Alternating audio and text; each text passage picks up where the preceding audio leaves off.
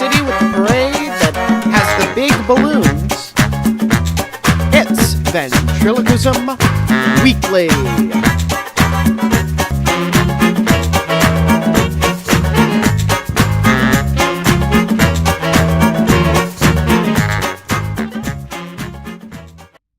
Hey everybody, I'm Matt Bailey, and we are back in action this week with a new interview. Today, we speak with Bob Baker. No. Bob Baker. Baker. America's funniest gastroenterologist. That's right. That title has secured Dr. Baker as one of the most original acts working today. From auditioning for his patient, Howard Stern, on America's Got Talent, to the Dr. Oz show and everywhere in between, Dr. Bob Baker and Sigmoid Colon have a lot to share. So let's get to it. Here now, our interview with Dr. Bob Baker. Dr. Bob Baker, thank you so much for being with us today. Oh, Matt, thank you for having me. I'm delighted. Thank you. Well, what you've become in ventriloquism is quite unique, and we'll get to that. But I would like to first ask the question, how did you get started in ventriloquism? When I was a kid, I really liked hand puppets, the kind where you go beneath the table and put your hands in the puppets and stick them up over your head. But when I was 8 or 9 years old, living in Chicago, I was running around the house making my mother crazy. She grabbed the TV section of the newspaper, and she looked at it, and she sat me in front of the television set and said, "Here, watch this. It's puppets." And I sat down and watched, but it wasn't puppets the way I understood them. There was a guy talking to a full-length puppet, and he was obviously working the puppet, and somehow he was making the puppet talk. And I just couldn't understand how this was happening. So I asked my mother, "What is it?" And she said, "It's something called ventriloquism." Well, I shortly after jumped on my bike and rode to the public library, because you could do that in those days, and found the World Book Encyclopedia article on ventriloquism.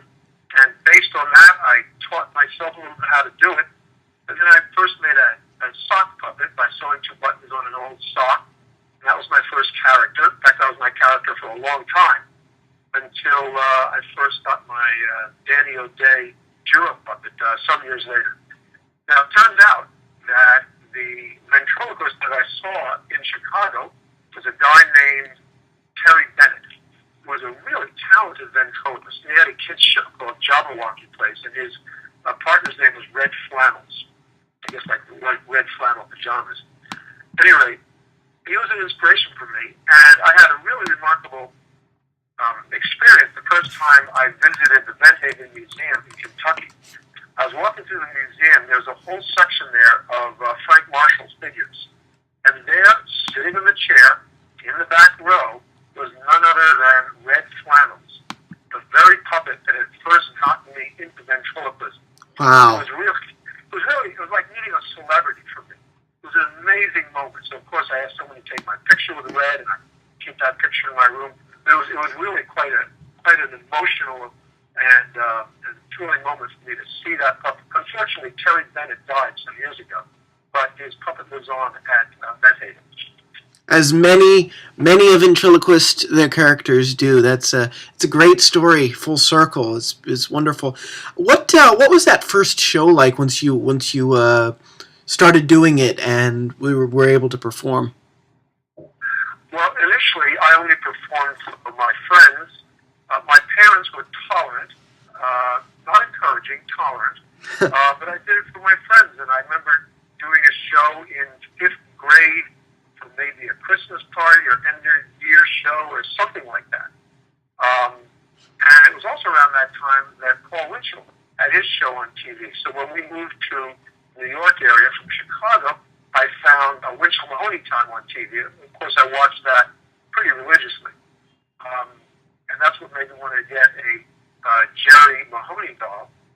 When my parents eventually got me one, it was a Danny O'Day. And I have to admit, at the time, not knowing who Danny O'Day was, I was a little bit disappointed. Please don't ever tell Jimmy Nelson that. Yeah. I'm now proud to have owned a Danny O'Day. I just didn't know who he was at the time.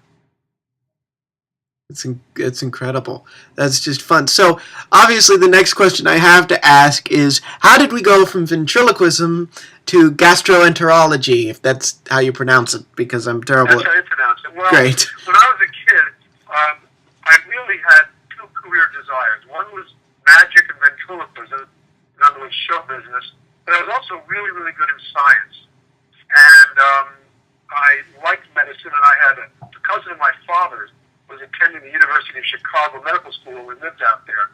And he would come to our house, and he'd bring his microscope, and he'd show me things under the microscope, and I loved that. And we also had a pediatrician who actually came to our house. He made house calls. Of course, this is back in the late 50s, early 60s. That sort of thing isn't done anymore.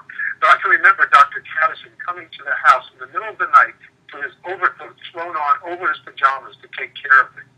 And I adored him, and I decided at that point I was going to be a pediatrician. And I really never wavered for that, except for small thoughts of going into show business. When I got to medical school, I found out, at least for me, that when the kids are well, it was boring. When they were sick, it was depressing.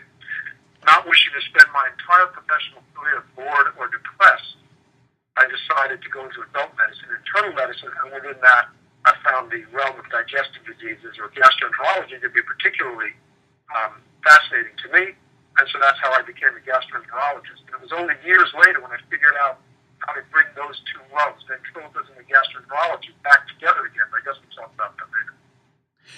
Yeah, because to me, and to a lot of ventriloquists out there, you are a true example of creativity out of the personal situation. I mean, you think gastroenterology, ventriloquism. Leave it to someone who has had experience in both realms to be able to connect it in a way nobody else could, and then it kind of writes itself, doesn't it? Well, it sort of writes itself, yes. And I was very lucky. I was trying to think how to combine gastroenterology and ventriloquism, and I saw online on YouTube Steve Petra doing his wonderful It's Alive show, and in that show he has a talking stomach. And I thought, there's an inspiration. I can do a talking stomach, but among other things, I did colonoscopy. How about a talking large intestine? So I called Steve up out of the blue and said, hi, you don't know me. I'm a gastroenterologist on Long Island. I'm also a ventriloquist, and I saw your video, and I was wondering if you would object if I created a talking colon puppet. And he was a little hesitant at first, but I explained to him that I don't do school shows. I don't do kids shows. And Steve does exclusively school shows for kids, so our markets were not overlapping. And he was incredibly supportive. He could easily have said, no, I really prefer that you not do that, but he was incredibly supportive. He's since become a good friend, and it was really his inspiration that enabled me to create sigmoid colon by talking large intestine, and it is that character which has really carried me along in ventriloquism. Yeah, that is your signature character. And what has the response from your audiences been? I mean, obviously very positive, but how does the comedy work for you as a gastroenterologist and a ventriloquist? Well, in the beginning, I didn't tell people when I would do ventriloquism and comedy clubs and so forth. I didn't tell audiences what I did. That was at the beginning before I had sigmoid colon. When I first introduced him, I used to say, well, my brother is a gastroenterologist, because again, I didn't want people to know that I had another life outside of performing.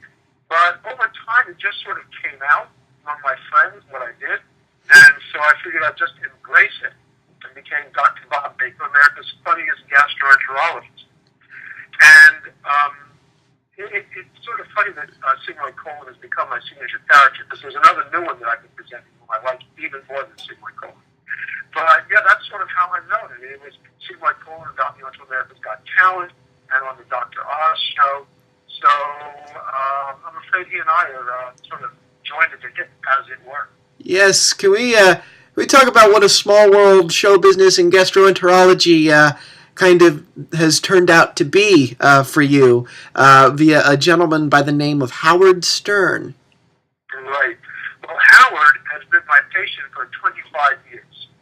Incredible. And we really go back a long way. We went through some personal, non-medical crises together at the same time, and it really helped fuel our friendship. And Howard had invited me to come to a live show of America's Got Talent, and I went, and when I was going to go, the marvelous ventriloquist and my coach, Sammy King, said to me, when you go to that show, imagine yourself on that stage. And I'm sitting in the audience with some of my kids watching the show, and sure enough, I imagined myself on that stage, and I decided to audition.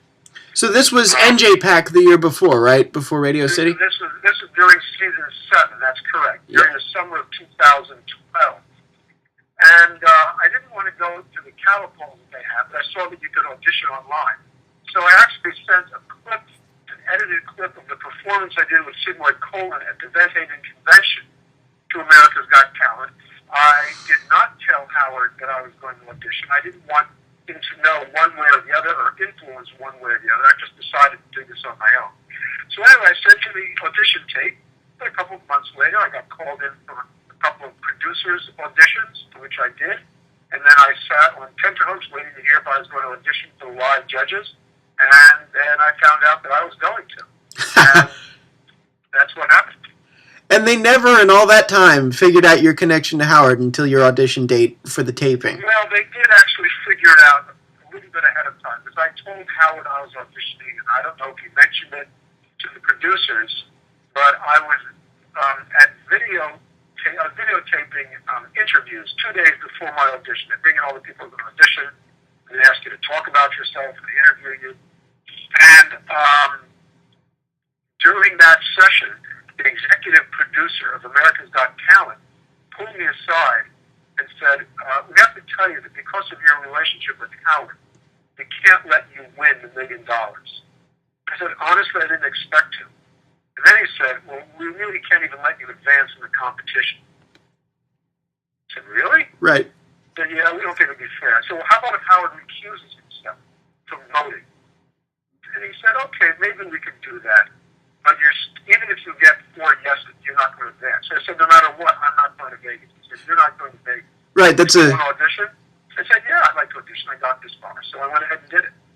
That's great. That's a purely legal issue on their part to have their behinds covered. Yeah, exactly right. I understand that. I understand why they're concerned about the periods of conflict of interest. But the way the audition went down was very, very interesting. So I'm standing backstage waiting to go on. There are 2 people ahead of me. And my personal producer comes to me and says, here's what's going to happen. You're going to go out there and introduce yourself. And then Howard's going to act as if he's surprised to see you. And then Howard's going to say, wait a second, is this right in a conflict of interest? And then the lawyers are going to talk about it. And then they're going to let you audition. Well, sure enough, I'm standing backstage, and Nick Cannon gives me the send-off, and I go out on stage, and I'm smiling, and I wave to the audience is clapping, and Howard's going, oh no, or something like that. Mm-hmm. And they stop the proceedings. Howard says, this is my doctor. He made some jokes about various things that have happened in the office. And Howard goes, wait a second, you can't do this because he's your doctor. That's not really fair. So this whole scenario that I was told was going to happen played out in real time, right there in front of the audience of 1,400 people. So they went to the business of consulting the lawyers, and they told Howard he had to recuse himself, and he couldn't say anything or vote until after everyone else had said something. And then they let me audition. So I went out to do my audition, and it went really, really well.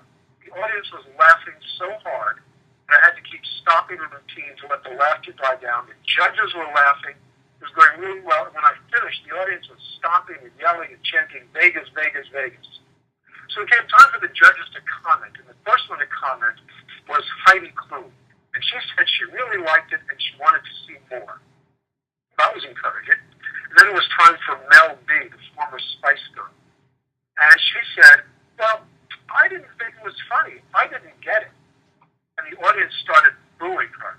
Of course, that booing was cut out in the final thing that they showed on TV. Mm-hmm. And then Howard Mandel said, well, you're a doctor, you have a career, you don't really need the $1 million. This is really for people who've been struggling in the trenches for 20 or 30 years, and so I'm going to vote no. Okay. Audience proved that, too. So Howie voted no, and Heidi voted yes. And then Howie turned to Mel and said, all right, girl, it's up to you. Well, I was sure she was going to vote no because she said she didn't like the act. But As soon as Howie said that, the audience started chanting again, Vegas, Vegas, Vegas. And she turned around in her chair to look up at the audience, and there were 3 tiers of balconies, 1,400 people screaming. And she turned back to me with a big smile on her face, and I thought, oh my God, she's going to vote me through. And then the executive producer, the guy who had talked to me 2 days ahead of time, came running in from the side, waving his arms like, stop, stop. Stopped in front of Mel, clamped his hand over her microphone, said something to her, and walked off. And she looked up and said, no. Wow. So Howard started saying, oh, Bob, I'm so sorry. Don't take it out on me. You know, I'm just laughing at that. And I thanked everybody. And then as I'm about to walk off, Heidi Klum looked up at me and smiled and said, sorry. Well, if you watch the actual audition, what you'll see is you'll see Howie vote no, and Mel vote no, and then Heidi go, sorry. So they edited it to look as if she had voted against me, when in fact she had not. What do I learn from this? I learned that reality shows are the producer's reality. What happens is what they want to have happen. Yes. Very little that you see is spontaneous. Absolutely. A lot of it is pre-planned. Absolutely. I've heard it described that shows like that tend to be a reality show about a talent competition, not necessarily a talent competition. That's exactly right. That is exactly correct. Yeah, so it's very interesting. And again, just anything you're comfortable sharing, did you and Howard talk about the experience afterwards? Yeah, we did. The first thing he said to me, because he came to the office for a physical a couple of months later, he said to me, are you okay? Are we okay? He was really concerned that my being turned down was going to affect our relationship. Absolutely, we're okay. There's nothing to do with our friendship. This has to do with the fact that the producers couldn't let me proceed. I understand that. I get that. But I said to him, I had a fantastic time. I got to be on national television. A lot of good stuff has come from that. I've done a number of charity events, and I have another one coming up soon, all because I was on America's Got Talent. So it was a great experience. Yes. And I recommend it to any ventriloquist, as long as you go in with your eyes open and understand that it's not about you, it's not about your talents, and it's not about your act. It's about the producers making good TV. And how you fit into that, whether they're going to make you look good or make you look bad, is totally up to them and has very little to do with you. That's great, and that's a great transition. What kind of bump have you seen as a result of even just that appearance where you didn't go through? What kind of bump have you seen? Well, I've seen, after that, someone watching the show was a producer for the Dr. Oz show. And so Dr. Oz interviewed Sigmund Coleman, and I guess me too, on his show. So that was fun. That was cool. The show which was broadcast around the world to millions of people. As I said, I've already performed at a couple of charity events related to digestive diseases, where people saw me, wanted me to come perform with Sigmund Coleman. I'm performing at a big medical conference in Boston in March. It's a very high-end, exclusive medical conference of gastroenterologists. So I'm going to be there both as a gastroenterologist and then as a ventriloquist. So that should be interesting. That's cool. And also now, a lot of times when I perform at fundraisers or charity events, people will say, oh, I saw you on American Got Talent. And so it's been fun. So the bump has been small. My fees haven't bumped very much from it. But it's been a fun ride. Yeah, and that's, just have fun with everything you do is the lesson in this, is just enjoy it. Yeah, just enjoy it. Don't expect anything to come from it. I was talking to another ventriloquist recently who auditioned, and he was very uncertain as to whether he should do it. And I said, just do it for the experience. The worst thing that could possibly happen, the worst thing that happens is they make you look like an idiot. For instance, I'll come back to that in a moment. But I said to him, just go and enjoy it. Whatever happens, you'll have a good time, you'll have a good TV credit. But as an example of how they edit, look at the case of Megan Piffis, who's that wonderful young ventriloquist who does singing. She's a marvelous ventriloquist. She got a lot of YouTube hits as the valedictorian ventriloquist. She's very, very good. And at her first appearance, at her audition, Howard criticized her technique. Well, they cut that out, and they showed it on TV. And her first audition was a real triumph. Apparently, things didn't go quite so well in Vegas. And they showed her saying, well, if this doesn't go well, I'm going to give up ventriloquism, which parenthetically she did not do. And afterwards, she was crying. I felt terrible. He was a really talented, smart ventriloquist, and they made her look pathetic because it served their purposes. And that just strikes me as wrong. So you've got to remember that you may be very good, you may be very talented, but they're going to use you the way they want to use you. It's very true. End of sermon.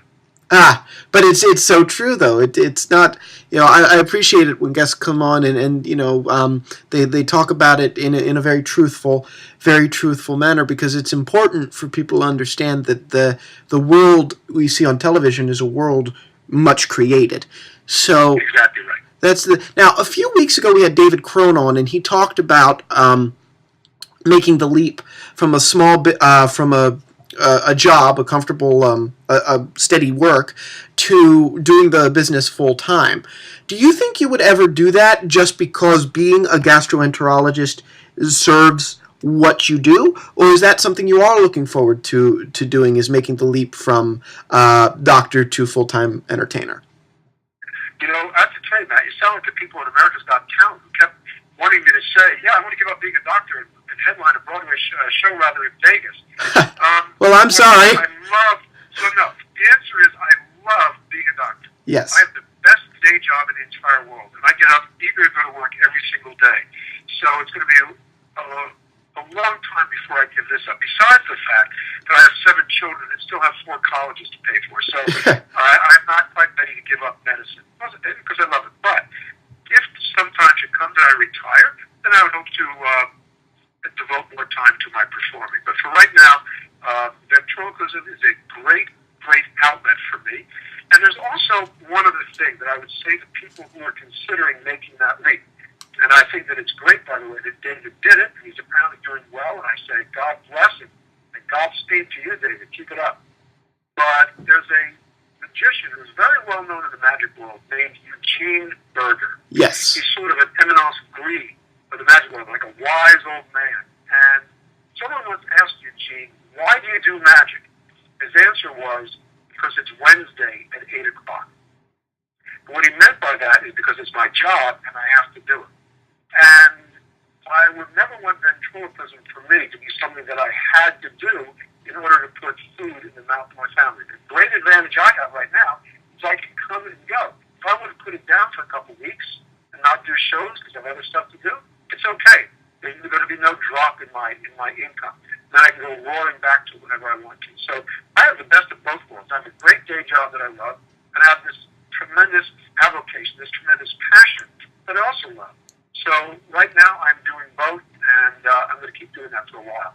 That's great. That's a great answer. And like I said, I wasn't looking for one either way. I wanted the honest answer of where someone doing that, what the thoughts were, and I thank you for them. Now, the last question I always like to end with is, what do you want to see in the future of ventriloquism?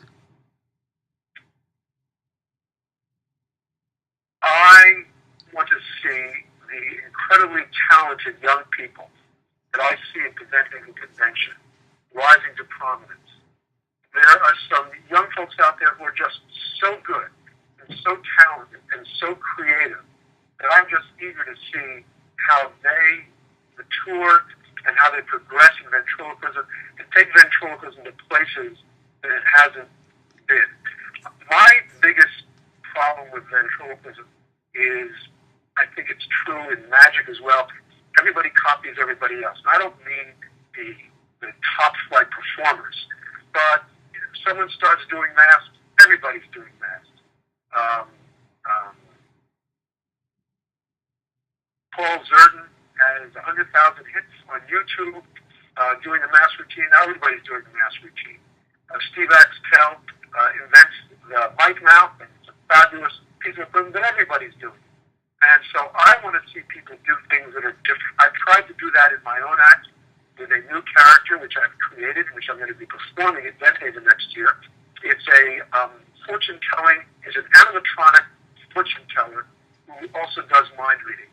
In my other performing life, I was a magician and mentalist for many, many years, and I figured out a way to combine mentalism and ventriloquism. And so I had Bill Nelson create this extraordinary character for me, and had him animated. And so this is now a very big part of my act. And I'm proud to say world who is doing an act like this. That's incredible. And I hope that every ventriloquist finds something that's unique to him or her. Not just a cute puppy dog, not just a cheeky boy, not just a mask fatigue, where the person is embarrassed because the mask is telling him that he has to dance the way everybody does. But the true originality and creativity. I see it out there. It's certainly out there. I think of Steve Petra. I think of Jeff Dunham. I think of Terry Fader. I think of Dan Horn. I think of the people who are really creative and are constantly trying new things to expand the art, to make it go places that it hasn't been before. And so I would like to see the young folks of today, the people who are coming up, use their own creativity and go in directions and do things that nobody else has done. Incredible answer. Dr. Bob Baker, America's funniest gastroenterologist, thank you so much for being with us today. Matt, it's been a pleasure and an honor talking to you. Thank you very much for the opportunity to spout off like this. Thank you for being with us. It was an honor to talk to you. Thank you again to Dr. Bob for being on the program. Before we go, I want to wish all of you a very happy Thanksgiving. I am thankful for all of you who tune in and support this program each week. In fact, one of our listeners will be on next week, the Monday after Thanksgiving. With a doctorate in education and instruction, as well as a BFA in dramatic arts from the Tisch School of the Arts at NYU, Dr. Keith Serrana joins us for a conversation about the ventriloquism club he runs at the school where he teaches in Florida. Well, that's where I'll leave it for now. I'm very excited for next week. It was such a great discussion, as it was with Dr. Bob. Lots of doctors now in November for Ventriloquism Weekly, but November's Doctor Month. Yay! But that's it for us this week. Write to us. Take charge of your podcast. Send your thoughts on all of our topics to ventriloquismweekly@gmail.com. You can join our Facebook group, Ventriloquism Weekly-podcast for ventriloquists. All of our episodes are available to download on iTunes. You can also listen and follow us on our hosting site, ventriloquismweekly.podomatic.com. Signing off for Ventriloquism Weekly, I'm Matt Bailey, A, wishing all of you a very happy Thanksgiving, and B, reminding all you vents out there to keep talking for two. Gobble, gobble.